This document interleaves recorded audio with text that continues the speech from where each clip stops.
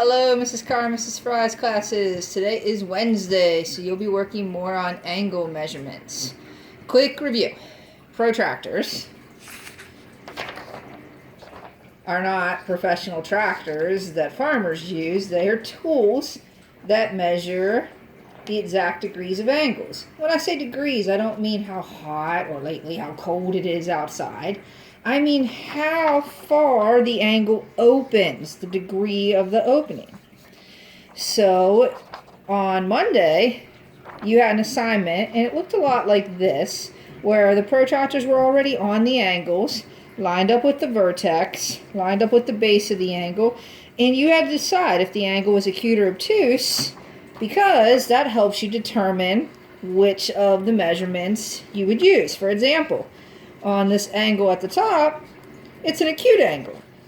So when the side of the protractor crosses, or side of the angle crosses the protractor, it crosses at 40 and 140.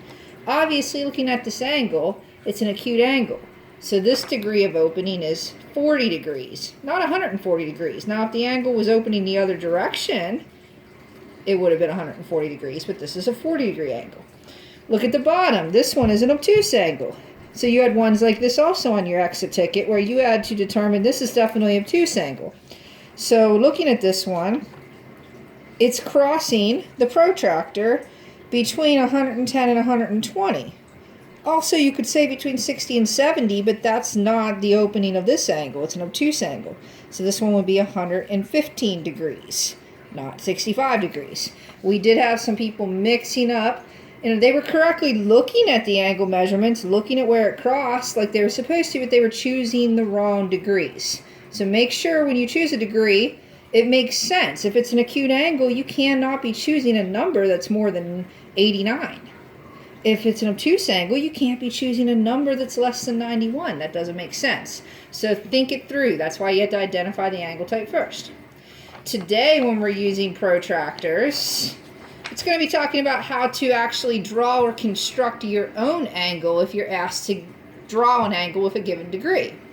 So you're not actually going to have the protractors there like we would in school, but I still want to talk you through the steps because as part of your exit ticket, you're going to be describing how would I construct an angle if I was asked to do so. And some of the online tutorials you're going to look at today might have you draw and try to show what that angle would be by manipulating the opposite side of the angle back and forth to the degree of opening.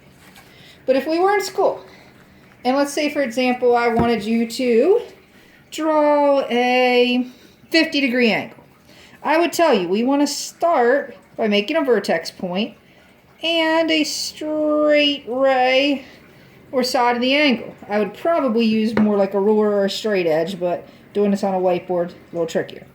Then, just like if I was measuring an angle, I would put the vertex point right at the center of the protractor and line up the protractor with the bottom. And let's see, I said 50 degrees, so I'm rotating open 50 degrees, 10, 20, 30, 40. I'm going to put a dot where 50 is. And then I would use a straight edge to connect that. Voila, I just created a 50-degree angle. 50 degrees. Alright, let's reset and say I want to do an obtuse angle. So, give me an obtuse number. What did I hear? I think I heard 125. Alright, that's a great one. 125. So, once again, we're going to start with the vertex and a straight ray of an angle. I would place the protractor so that the middle point's right on the vertex. Line up the bottom side, and I need to rotate way past 90 this time because it's an obtuse angle. It's going to go past 90. I see 120. I see 130. I'm going to make a dot right in between. Right in between there, and I'm going to connect it at 125 degrees. There we go. Just made a nice obtuse 125 degree angle. So, to recap, if you're actually told to construct your own angle to a certain degree, there's certain steps you have to follow. These are the steps that you want to write out for the exit ticket, where it says describe how you would tell somebody to draw a specific angle. You want to start by drawing a ray, a straight ray with a vertex point. You want to place your protractor so that it is lined up right in the middle on the vertex point and the bottom is right on the base. Then you want to make a dot wherever the degree is that you're being told. If I'm being told 20 degrees, guess what? I'm going to make a dot where 20 degrees is, and I'm going to use a straight edge to connect it. That's it. That's it. It's a couple steps. The steps are also in the slideshow today. Please make sure you're looking at the slides that I created for you, clicking on the video links. They're not designed to take you all day. The slides are designed to maybe take you 10 to 20 minutes to actually look through, so you can spend another maybe at the most 20 minutes on your exit ticket. We don't want you working past like 50 minutes on the assignments, okay? But you do need to take the time to look at the slides. Take the time to watch these videos that I'm creating. Lately, it's very obvious to me the people that are opening up the exit tickets and trying to do them without having watched these videos or without having looked at anything in the slides or instruction. I can tell the people that did and the people that didn't. I mean, I don't have to be a mind reader. I'm not a psychic. I can figure it out. So make sure that you're using the instruction so that you can do the exit tickets properly. For you, doing this for you. All right, I want you to be prepared for 5th grade. I want you to go in knowing what you need to know so that this whole school closure doesn't affect you. That's the goal.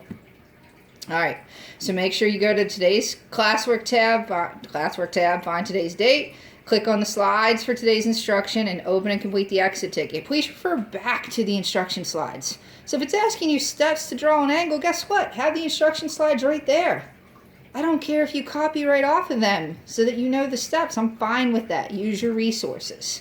Also, make sure you visit Mrs. Fry's class for ELA class and Mrs. O's for guidance. And that's about all I have for you today. But I would like to leave you with a quote from Merlin in the book, The Sword and the Stone. It's up to you how far you'll go. If you don't try, you'll never know. Just try today. Give me all that you have. I will give you all that I have. Let's meet halfway. Let's knock it out. Go get it.